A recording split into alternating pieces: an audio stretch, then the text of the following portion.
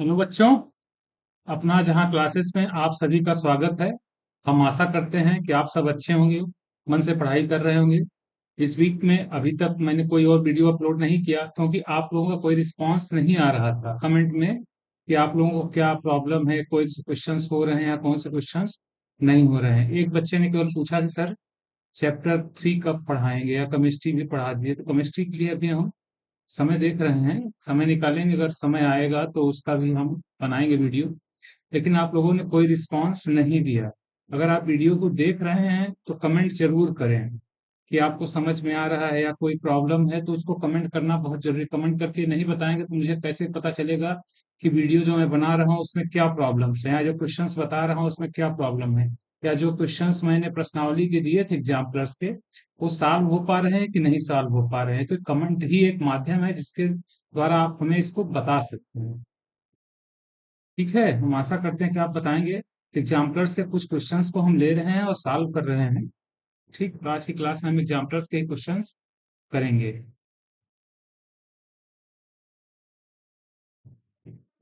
Exemplars के questions हमने पिछली क्लास में आप सबके साथ ये शेयर किए हैं सारे क्वेश्चंस। इसमें कुछ का सलूशन भी हमने बताने का प्रयास किया था, आप लोगों को बताया भी था। आज एक एक क्वेश्चंस, जैसे पहला जो क्वेश्चन था, तो के मान वाला क्वेश्चन जो था, इसको हम लोग सॉल्व करेंगे कि के का मान क्या हो सकता है। आप लोगों से उम्मीद है कि आप लोग ऐसे क्वेश्चन को हम लोग किए थे पहले भी, तो किए होंगे। ये तो आज हम लोग हर क्वेश्चन को प्रयास करते हैं जितने हो जाए। आज की क्लास में, ऐसे क्रमशः आने वाले क्लासेस में लगातार इसको हम सॉल्व करेंगे एक एक क्वेश्चन को। तो पहला क्वेश्चन ही लेते हैं। ऑब्जेक्टिव क्वेश्चन है,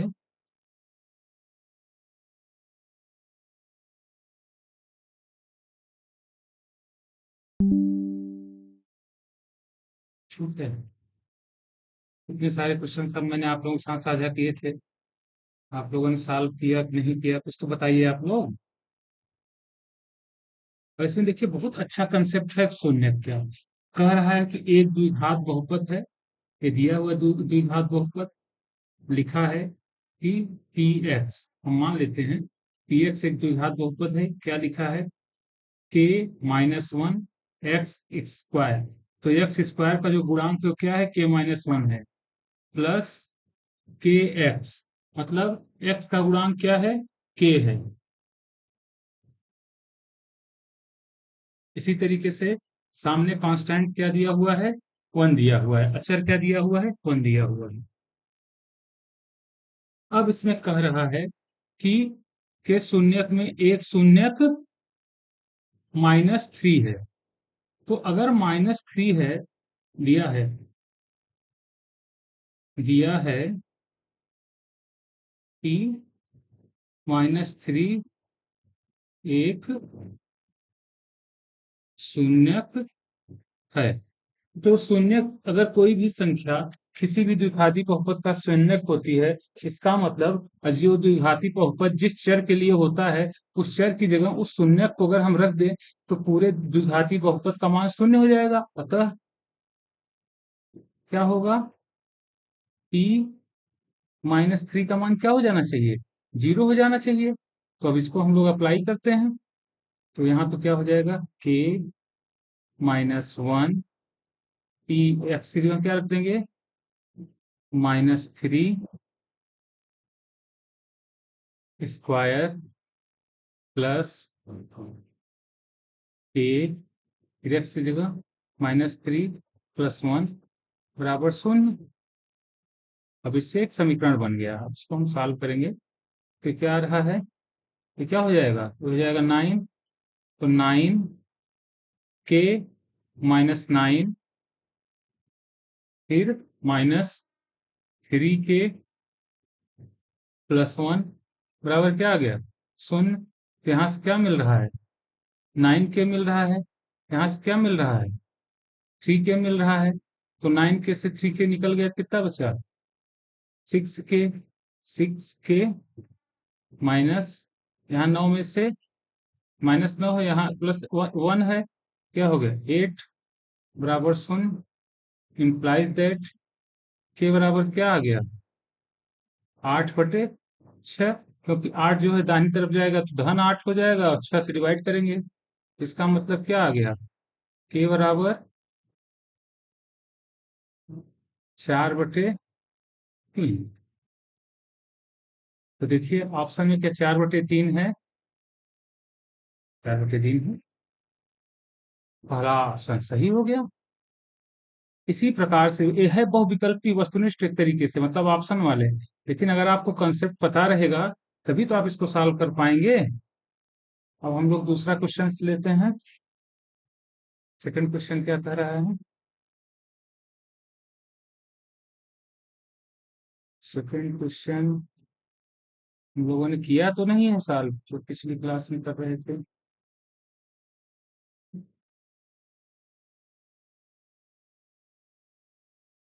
सेकंड क्वेश्चन,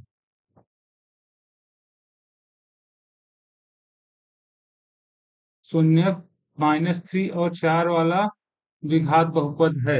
इसको तो हम लोगों ने सॉल्व किया है, सेकंड हो गया था सॉल्व। थर्ड भी हम लोगों ने सॉल्व किया था। ये द्विघात बहुपद ए, तो शून्य, 2 और 3 है, तो ये भी हम लोगों ने सॉल्व किया था। ठीक है,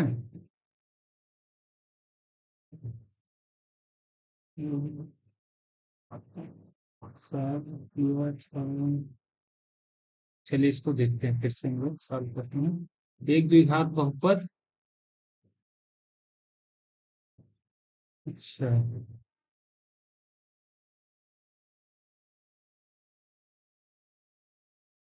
शून्य में तो इसको फिर से अलग से सॉल्व करते हैं।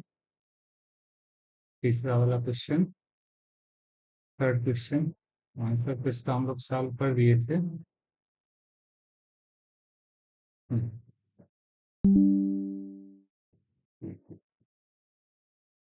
ये दूसरा क्वेश्चन नहीं है, तीसरा, दूसरा कर दिए थे, दूसरा पहले सॉल्व कर चुके हैं।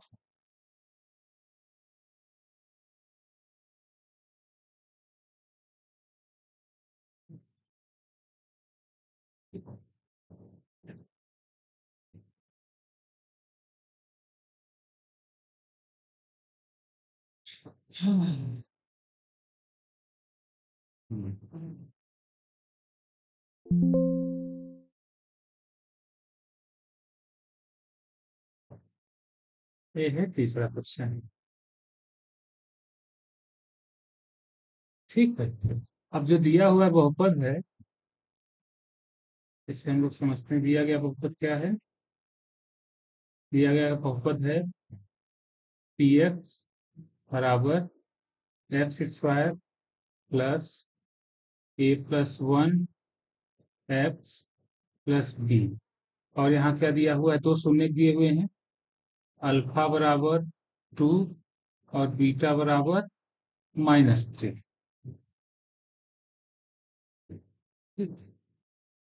ठीक, और यहाँ से अगर हम चेक करें इनके गुणांक, तो a बराबर क्या है, 1 है, b बराबर क्या है, a+1 है, और c बराबर क्या है, b है। तो इस तरीके से देखेंगे तो हमें कंफ्यूजन हो जाएगा। तो इसीलिए हम लिखते हैं x² का गुणांक, x का गुणांक और कांस्टेंट का गुणांक। एक क्वेश्चन भी हम लोग कर चुके हैं। तो x² का गुणांक कितना है, यहाँ पे x² का गुणांक a, x का गुणांक a+1 और x⁻0 का गुणांक का है गुणांक, समान क्या दिया हुआ है, b दिया हुआ है। अब कह रहा है कि शून्य, 2 और -3 है, तो ए इन सब का मान बताना है, ए का मान और बी का मान। तो शून्यकों का योगफल क्या होता है, अल्फा प्लस बीटा बराबर क्या है, -x का गुणांक अपान, इसको नीचे सॉल्व कर लेते हैं,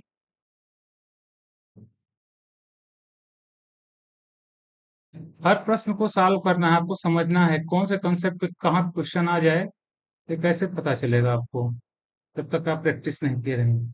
तो शून्यकों का योग क्या है? अल्फा प्लस बीटा बराबर क्या था?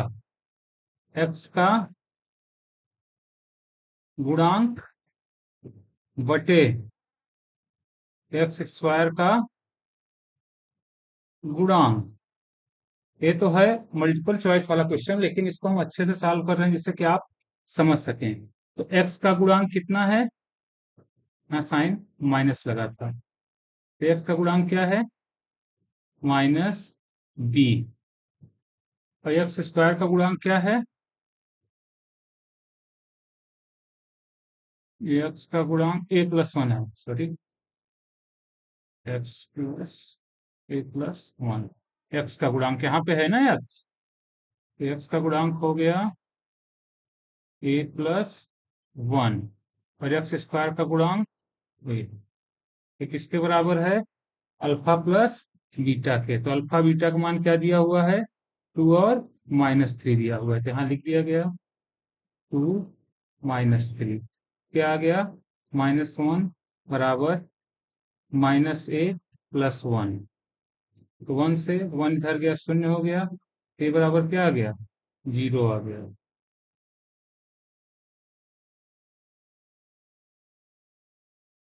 a का मान 0 आ गया। फिर क्या पूछा है? शून्यकों का गुणनफल, शून्यकों का गुणनफल वो क्या होता है? अचर बटे क्या होगा? एक्स स्क्वायर का गुणांक। इसी अचर को हम लोग क्या कहते हैं? इसी अचर को हम लोग कहते हैं एक्स घात 0 का गुणांक। एक्स घात 0 का गुणांक बटे एक्स घात 2 का गुणांक। एक्स की घात 2 को ही एक्स स्क्वायर कहते हैं। तो एक्स की घात 0 का गुणांक क्या है? एक्स घात 0 गुणांक b है। अच्छा, शून्य को गुणनफल को हम लोग किससे डिनोट करेंगे? Alpha into beta. Alpha into या अल्फा गुणते बीटा। तो एक्स पावर 0 का गुणांक क्या हो गया? हो गया b बटे एक्स, इसका क्या? 1। अल्फा का मान क्या है? 2 और बीटा का मान क्या है? -3। क्या हो गया यहाँ पे? अल्फा बीटा को मल्टीप्लाई कर दिए तो 2 उड़ते -3 बराबर b। तो b बराबर क्या आ गया? -6। इससे हम चेक कर सकते हैं कौन सा ऑप्शन हो गया इसका? डी ऑप्शन सही है। ठीक, अब हम लोग अगले प्रश्न की तरफ चलते हैं।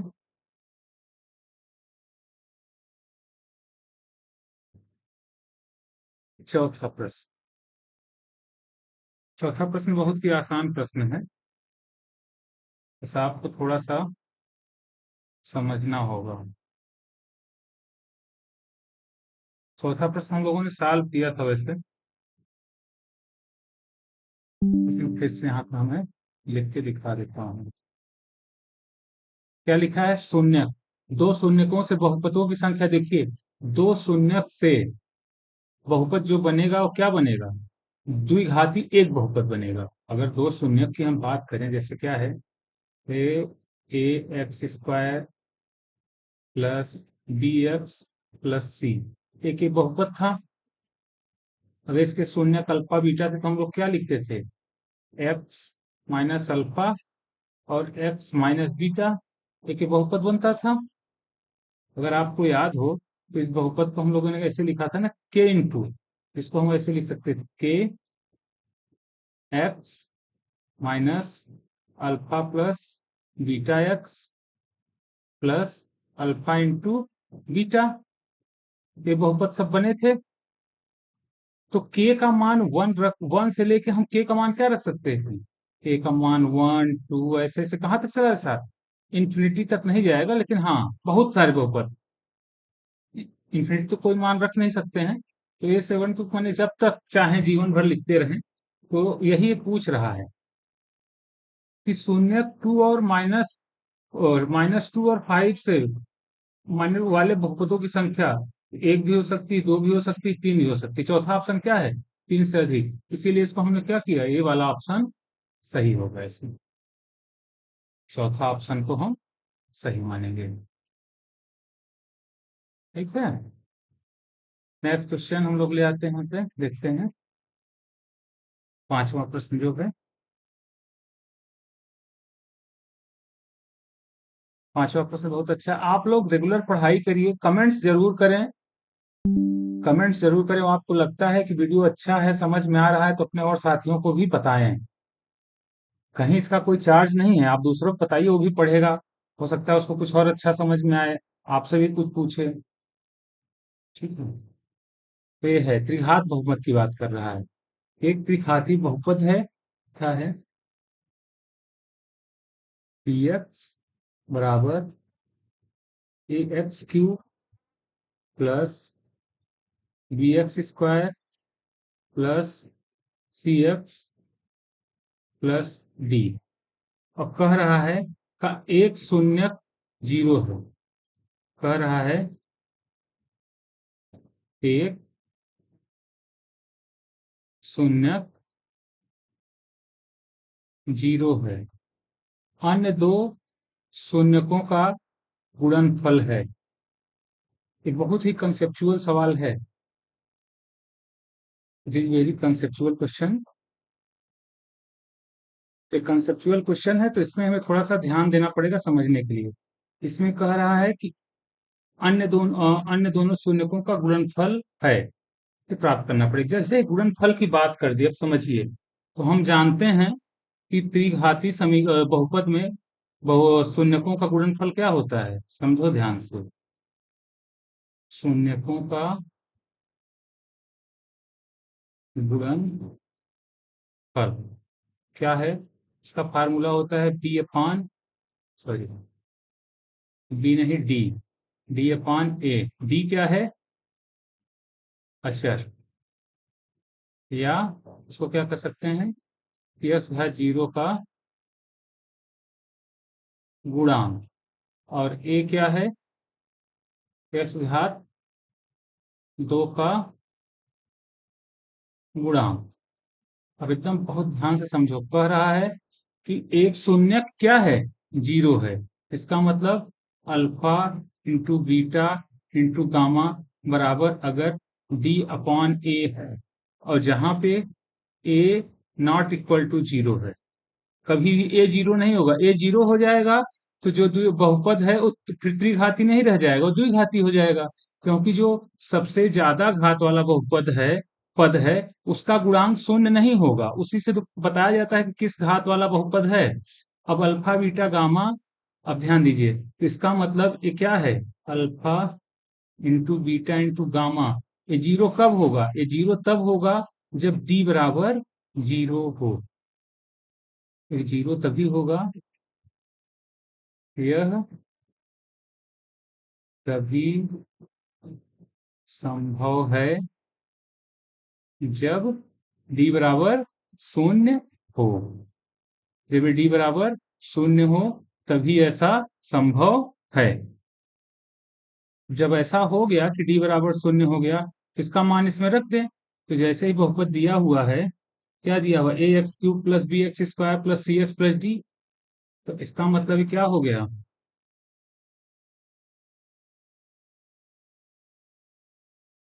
इसका मतलब क्या हो गया, अतः अगर जब डी जीरो हो गया तो पी एक्स क्या मिल गया हमें, a x cube plus B x square plus c x, और डी का मान प्लस जीरो हो गया। तो यहां से क्या मिल गया, एक्स कॉमन हो जाएगा। तो एक्स कॉमन हो जाएगा, क्या बचेगा, A x square plus B x plus, अब सी के साथ तो एक्स रहेगा नहीं, तो सी के साथ एक्स जीरो या सी एक्स लिख दो।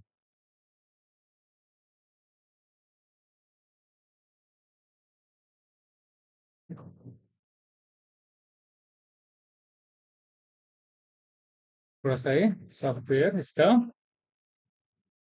हैंग हो रहा है, समय लग रहा है। हाँ, ए बन गया। तो यहाँ से अगर इस क्वेश्चंस देखें भी तो एक्स का एक मान क्या आ रहा है, 0 आ रहा है। एक सोल्यूशन क्या बन गया, एक्स बराबर 0 बन गया, या अल्फा या बीटा या गामा से एक का मान 0 हो गया। अब बाकी दो के मान किससे निकलेंगे, a x square plus B x plus c से निकलेंगे। तो इसमें पूछ रहा है कि बाकी दो अन्य दो शून्यकों का गुणनफल क्या होगा। तो शून्यकों का गुणनफल क्या होता है, अब इसका क्या हो गया, द्विघाती समीकरण बन गया एक्स स्क्वायर। अतः a x square plus B x plus c के दोनों शून्यकों का गुणनफल क्या होगा, अचर के बटे किसका, एक्स स्क्वायर का गुणांक। इसको सॉल्व करें तो अचर क्या है, अचर का मान है सी और इसका मान क्या है ए। आ गया। इसका मतलब कौन सा ऑप्शन सही है इसमें, पहला ऑप्शन दूसरा ऑप्शन सही है। इसी प्रकार क्वेश्चन को सॉल्व करना है, कंसेप्ट को मैं इसमें कोई शॉर्टकट नहीं बता रहा हूं, मैं जो डिटेल सोल्यूशन है वही आपको समझाने का प्रयास कर रहा हूं। ऐसा करते हैं आपको समझ में आ रहा होगा। अब हम चलते हैं नेक्स्ट क्वेश्चन की तरफ, जो है छठा क्वेश्चन।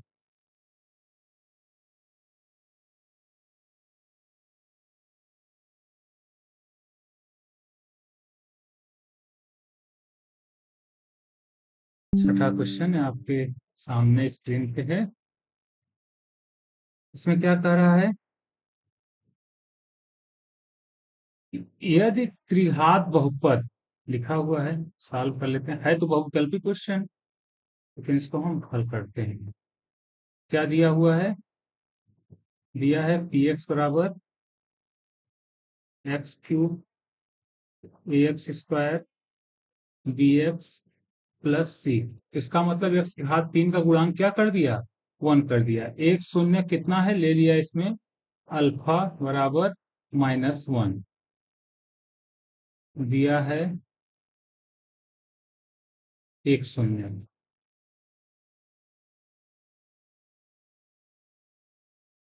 तो अन्य दो शून्यकों का गुणनफल तो हम जानते हैं, हम क्या जानते हैं, हम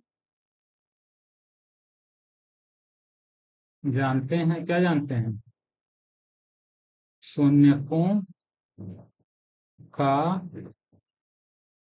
गुणनफल किसके बराबर है, अचर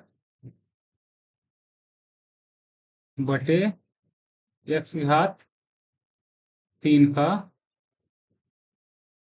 गुणनफल। अचर का मान क्या है यहाँ पे,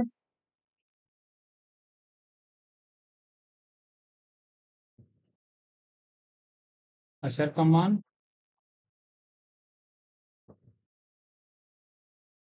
कितना है, अचर का मान सी है। हो सकता है इस तरीके से सवाल ना भी हो, तो सी का मान क्या है, सी। और इधर क्या आ रहा है, अल्फा बीटा इंटू -1। तो अल्फा इंटू बीटा बराबर क्या आ रहा है, सी आ रहा है। ऑप्शन में तो ऐसा कुछ दिया नहीं है, इसका मतलब हमें सॉल्व करने के लिए कोई दूसरा तरीका ही अपनाना पड़ेगा। तो इस तरीके से जो मान आ रहा है तो ऐसा नहीं आ रहा है जैसा ऑप्शन में दिया है। तो इसका मतलब हम लोगों को कुछ और टेक्निक अप्लाई करना पड़ेगा। तो और टेक्निक अप्लाई करने का मतलब है, वैसे बी ए और 1 में मान है, तो बी कहाँ आता है, बी आता है शून्यकों के योगफल में, शून्यकों के योगफल में आता है। और किस में आ सकता है, गुणनफल में, और शून्यकों के योगफल में आता है, और युग्मक, शून्यकों के युग्मक गुणनफल के योग में आता है। तो उसका हम लोग प्रयोग करेंगे तभी ये ए बी आएगा। चलिए ट्राई करते हैं। माना शून्य अल्फा बीटा और गामा है, तथा जो गामा का मान है वो क्या है, -1 है। गामा का मान क्या हो गया, -1। अतः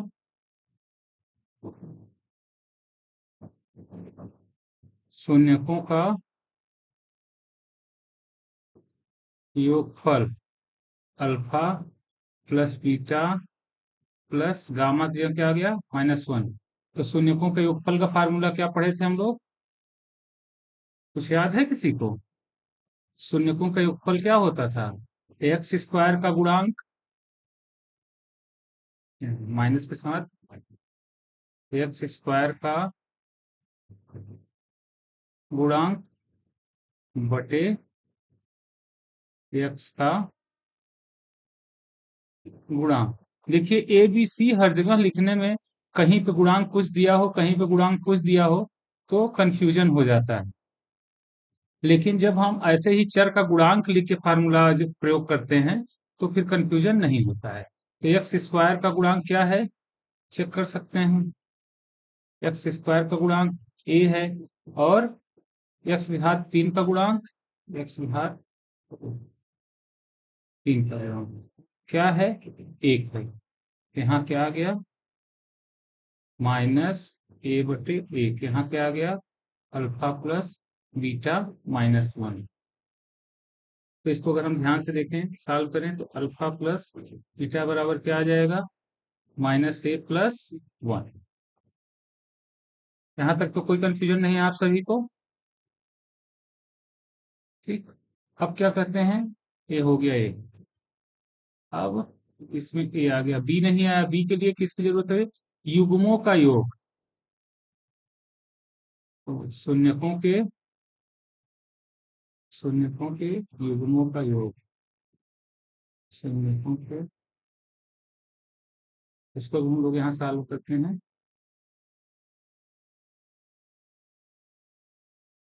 शून्यकों के युग्मों का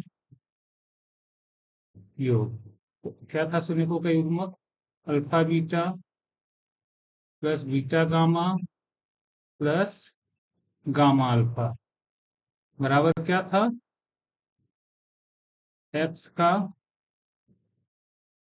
गुणांक बटे एक्स क्यूब का गुणांक। आपने अगर पिछले में फार्मूला नोट किया होगा तो वहां से भी इसको चेक कर सकते हैं, ठीक। तो यहाँ पे एक्स का गुणांक क्या है, देख सकते हैं इक्वेशन में। एक्स का गुणांक क्या है, एक्स का गुणांक जो है बी है, और एक्स क्यूब का गुणांक जो है 1 है। तो लिखते हैं यहाँ अल्फा इंटू बीटा ही रहा। अब बीटा के साथ क्या मल्टीप्लाई हो गया, -1, क्योंकि गामा का मान -1 है।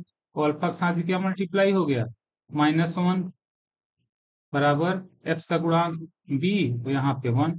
तो क्या आ गया, alpha into beta minus beta minus alpha बराबर बी।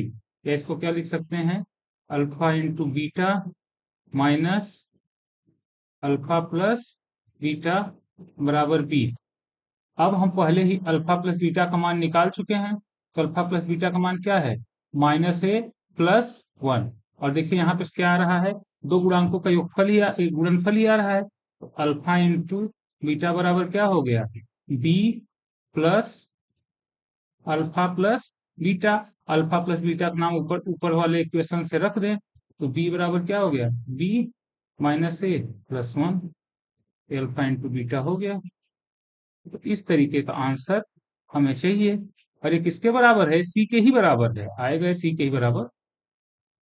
लेकिन सी के रूप में नहीं है ऑप्शन, तो इस तरीके से हमको सॉल्व करना चाहिए। हमने दोनों ऑप्शन दिखा दिए, तो कौन सा है, पहला ही ऑप्शन सही है, बी -a+1।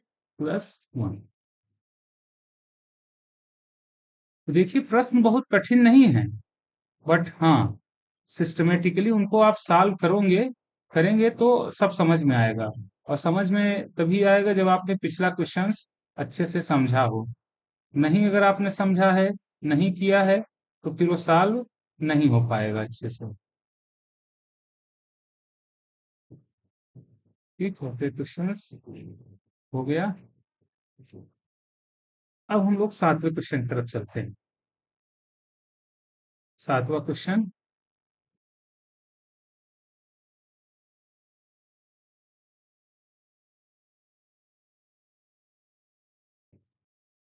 बहुत ही अच्छा प्रश्न है।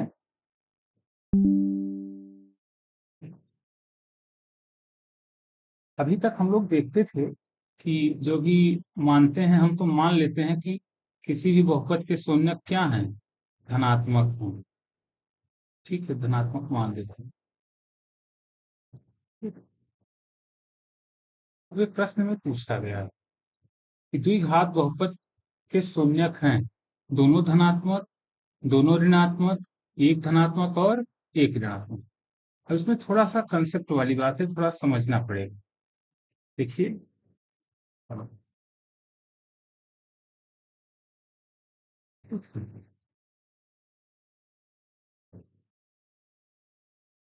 कंसेप्ट यहाँ पे जो अप्लाई होगा वो कहाँ से अप्लाई होगा? वो जो शून्यकों का योगफल, गुणनफल, ये सब हम लोग सॉल्व करते थे, उससे ही अप्लाई होगा। शून्यकों का वो भागफल गुणनफल करते हैं, उससे ही अप्लाई कर सकते हैं हम लोग। और इसमें एक तरीका और आता है, ठीक है, उसका तो यहाँ पर हम लोग प्रयोग नहीं करेंगे क्योंकि अभी हम लोगों ने श्रीधराचार्य नहीं पढ़ा है। श्रीधराचार्य अगर हम लोग पढ़ लिए होते तो फिर उसका भी प्रयोग हम लोग कर सकते थे। चलिए, यहाँ पर हम लोग देखते हैं कि दिया हुआ है कि बहुपद पी एक्स क्या है, x square plus 99x plus 127। यहाँ पे a बराबर है 1, b बराबर है 99 और c बराबर है 127।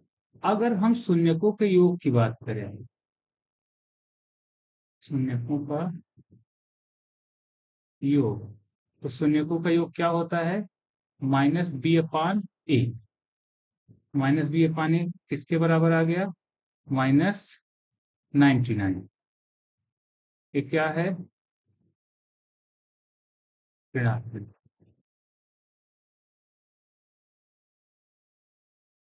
ठीक। और अगर शून्यकों के गुणनफल की बात करें,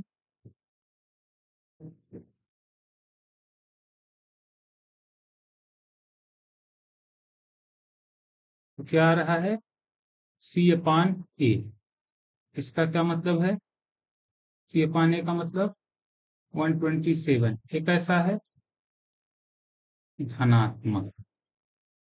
तो अब समझो कि शून्यकों का योग ऋणात्मक है और गुणनफल धनात्मक है। तो शून्यकों का योग ऋणात्मक कब हो सकता है? जब ऋणात्मक कब होगा? जब दोनों शून्यक ऋणात्मक हो, या ऋणात्मक वाला शून्यक बड़ा हो, धनात्मक वाला शून्यक छोटा हो। तब तो ठीक है, ये तो संभव है, दोनों ऋणात्मक हो या एक धनात्मक ऋणात्मक। लेकिन ये धनात्मक कब होगा? ये धनात्मक तभी हो सकता है जब दोनों शून्यकों का चिन्ह समान हो। इसका मतलब क्या? दोनों धनात्मक तो नहीं हो सकते, क्योंकि अगर दोनों धनात्मक होते तो यहाँ ऋणात्मक आता ही नहीं। और एक धनात्मक, एक ऋणात्मक भी नहीं हो सकता। इसका मतलब क्या है? दोनों शून्य क्या होंगे? दोनों ऋणात्मक होंगे। तो दोनों शून्य क्या होंगे? ऋणात्मक होंगे। इसको तर्क से थोड़ा समझना पड़ेगा। मेरे ख्याल से समझ में आया होगा आपको, क्योंकि दोनों का योगफल ऋणात्मक आ रहा है और दोनों का गुणनफल धनात्मक आ रहा है। तो दो ऋणात्मक संख्याओं का अगर हम योग करेंगे तो ऋणात्मक आएगा, और दो ऋणात्मक संख्याओं का गुणनफल करेंगे तो धनात्मक हो जाता है।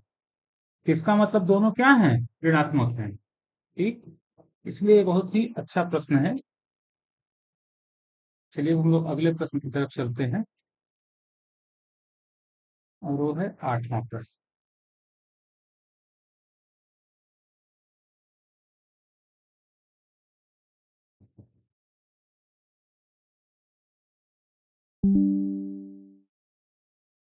यहाँ पे भी वैसा ही कुछ कंसेप्ट यूज होने वाला है।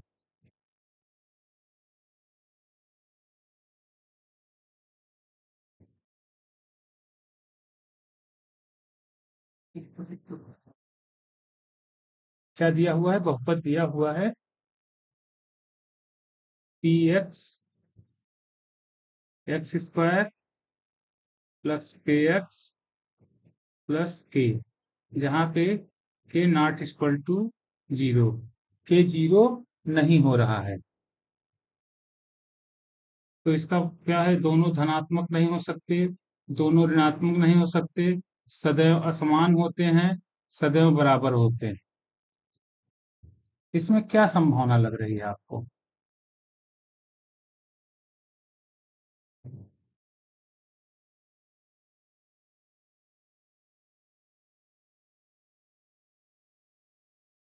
क्या हो सकता है इसमें? यहाँ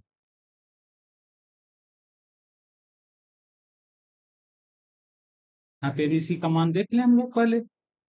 ए का मान यहाँ पे क्या है? 1 है। बी का मान क्या है? के है। और सी का मान भी क्या है? के है। तीनों बराबर, दोनों बी सी, ये दो बराबर हो गए।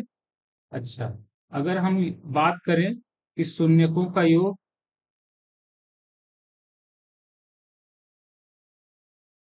तो क्या आएगा? माइनस बी अपान ए, क्या आ गया? माइनस के अपान 1, या ये आ गया माइनस के। और गुणनफल की बात करें अगर हम शून्यकों के गुणनफल की बात करें, तो क्या आ रहा है? सी अपान ए, जो कि है के अपान 1, बराबर किसके? के। अब बताइए, कह रहा है दोनों धनात्मक नहीं हो सकते, तो ये सही है या नहीं? सही बात है, दोनों धनात्मक होंगे, तो यहाँ का मान माइनस के कैसे आएगा? चलिए, ये कथन सत्य है। दोनों ऋणात्मक नहीं हो सकते, ये कथन तो असत्य है। सदैव असमान होते हैं।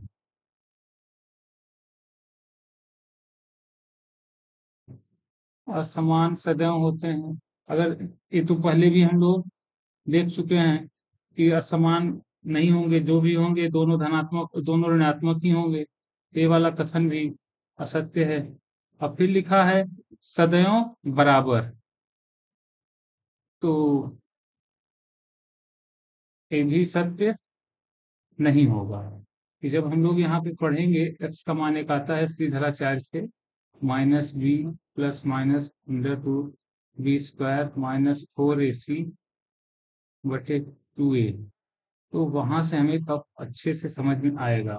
ये जो है डी के मान पे ही ये सब डिपेंड करता है। तो सबसे पहला कथन यही है, दोनों धनात्मक नहीं हो सकते। यही कथन इसका सत्य है, और जो भी कथन है वो सब असत्य है। ठीक है, अब हम चलते हैं अगले प्रश्न की तरफ।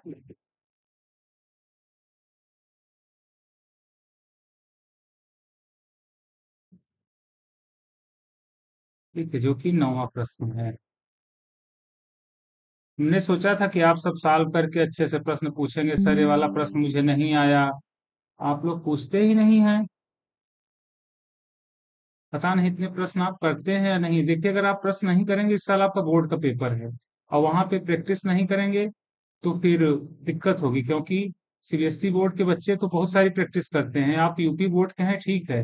सीबीएसई बोर्ड के बच्चे जो है आरडी शर्मा लगाते हैं, दूसरे बुक्स भी आते हैं, अग्रवाल जी की बुक आती है, उसको सॉल्व करते हैं। और आप लोग इतना भी नहीं कर रहे हैं, तो पेपर ठीक है, कैसा भी आए आपको तैयार रहना चाहिए ना हर क्वेश्चन पेपर के लिए। और तैयारी आप लोग कर नहीं रहे हैं। अब इसमें बड़ा अच्छा प्रश्न पूछा है। इसमें पूछा है कि अगर शून्यक बराबर हो तो क्या होगा।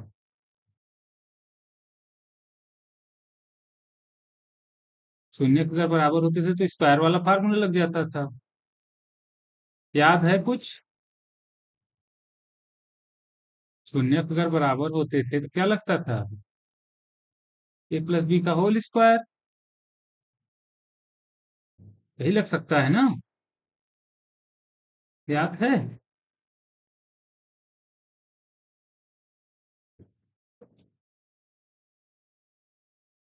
अगर शून्यक बराबर हो, सपोज हमने ले लिया एक्स बराबर -2, एक अल्फा या अल्फा बराबर -2 और बीटा बराबर भी -2 ले लिया, तो क्या बन गया? x+2 और x+2 इनका होल स्क्वायर कर दिया, क्या हो गया? x² + 4x + 4। क्या आपने ले लिया x+3, x+3 तो क्या हो गया? x² + 6x + 9। ऐसे ही बनेगा ना ये?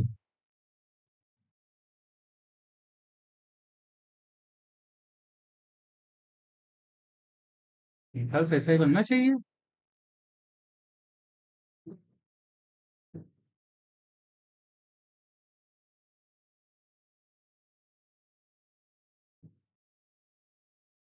ठीक।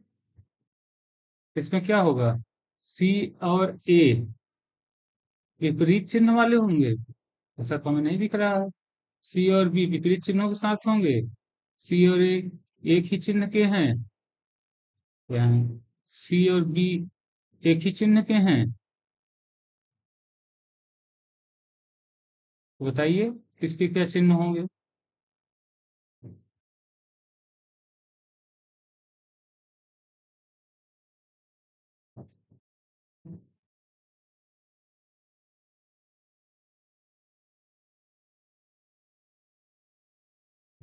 ऐसे ही प्रश्न आएंगे।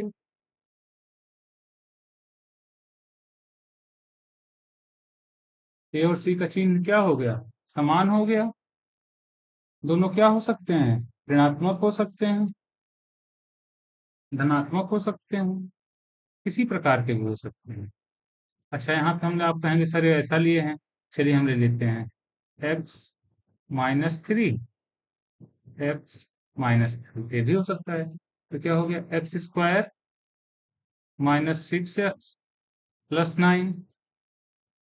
अब क्या हो गया? अब बी और सी के चिन्ह क्या हो गए? विपरीत हो गए। हाँ या नहीं? लेकिन ए और सी के चिन्ह क्या हैं? समान हैं। सी और ए के एक ही चिन्ह के हैं, तो चाहे धनात्मक हो या ऋणात्मक हो, हमेशा क्या मिलेगा? सी और ए का चिन्ह हमेशा एक जैसा रहेगा। 9 का जो ऑप्शन है वो सही कौन सा है? सी सही। चलिए हम लोग 10th क्वेश्चन की तरफ बढ़ते हैं, आगे की तरफ। तो 10th क्वेश्चन बड़ा ही इंटरेस्टिंग क्वेश्चन है 10th में। आप लोग कमेंट्स नहीं करते हैं, ये अच्छा नहीं कर रहे हैं। ये वीडियो मैं आप लोगों के लिए ही बना रहा हूँ, विशेषकर यूपी बोर्ड वालों के लिए। लाइक करना, सब्सक्राइब करना, वो आपकी मर्जी है, आप करें या न करें। वो आपको अच्छा लग रहा है वीडियो कि हाँ सर मेहनत कर रहे हैं हमारे लिए, तो हम कर दें, वो आपकी मर्जी। बट ये तो मतलब ये लगेगा ना कि हाँ आप पढ़ रहे हैं कि नहीं, आपको चाहिए कि नहीं। व्यूज तो आ रहे हैं लेकिन आप लोग कमेंट्स नहीं कर रहे हैं। इसमें पूछ रहा है x² ax + b के रूट के एक द्विघात बहुपद का एक शून्यक दूसरे शून्यक का ऋणात्मक हो तो। अगर एक शून्यक दूसरे शून्यक का ऋणात्मक हो तो क्या होगा? कोई फर्क पड़ेगा कि नहीं? कोई फर्क नहीं पड़ेगा। हम्म।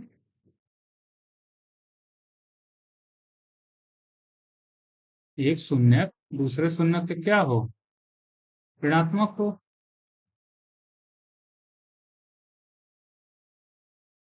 करके देखिए। अगर एक शून्य क्या हो जाए, दूसरे का ऋणात्मक हो जाए, तो क्या फर्क पड़ेगा? इसमें कोई रेखीय पद नहीं होता तथा अचर पर ऋणात्मक होता है। इसमें कोई रेखीय पद नहीं होता, अचर पद धनात्मक होता है। बताइए, करके देखते हैं एक साथ। सपोज x+3 और x-3, तो क्या आएगा? x² - 9, यही आएगा। ये क्या है? a+b, a-b बराबर क्या हो गया? a² - b²। इसका मतलब क्या हुआ? इसमें a और c तो है, लेकिन b नहीं है। रेखीय पद मतलब x⁻0।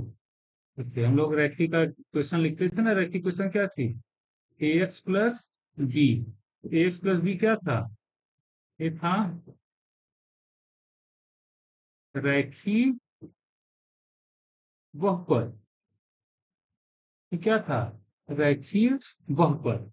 तो जब तक x नहीं आ रहा है, तो इसमें कोई रेखीय पद नहीं होता और अचर पद ऋणात्मक होता है। इसका मतलब यही वाला आंसर सही होता है। इसमें कोई रैखिक पद नहीं होता, अशर पद धनात्मक होता है, ऐसा तो हो ही नहीं सकता।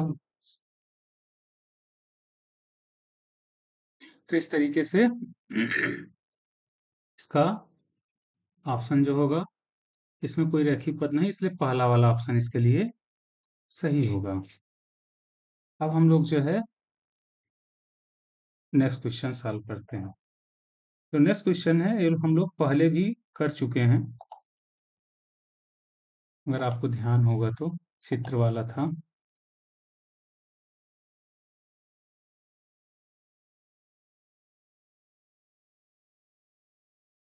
हमने सारे क्वेश्चंस बहुविकल्पी वाले किए हैं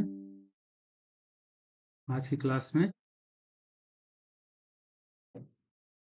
ये था, ये जो चित्र वाले शुरुआती में हम लोग थ्योरी पढ़ते समय किए थे, वैसा ही प्रश्न है। तो पहले भी हम लोग कर चुके हैं। तो इसमें क्या क्या है? निम्नलिखित में कौन सा एक द्विघाती बहुपद का आलेख नहीं है? देखिए, ए भी द्विघाती है, ए भी है, क्योंकि द्विघाती का हम लोगों ने क्या पढ़ा था? a 0 होगा तो ऊपर की तरफ खुलेगा, और a<0 होगा तो इसका फेस नीचे की तरफ होगा। तो ये सब द्विघाती हैं। इसमें ए क्या है? ए द्विघाती नहीं है, क्योंकि ये जो है एक्स एक्सिस को 3 जगह पे कट कर रहा है। तो सही ऑप्शन ये वाला होगा। ठीक। तो बच्चों, आशा करते हैं कि आप सबको ये सारे क्वेश्चंस के सलूशन अच्छे से समझ में आए होंगे। आप लोग अच्छे से पढ़ाई करिए, और जो आगे के इसके प्रश्नावली के प्रश्न हैं उनको भी हम सॉल्व कराएंगे, और जो है फिर हम लोग तीसरा चैप्टर की शुरुआत करेंगे। धन्यवाद बच्चों, खुश रहिए, मस्त रहिए, बढ़िया से पढ़ाई करिए।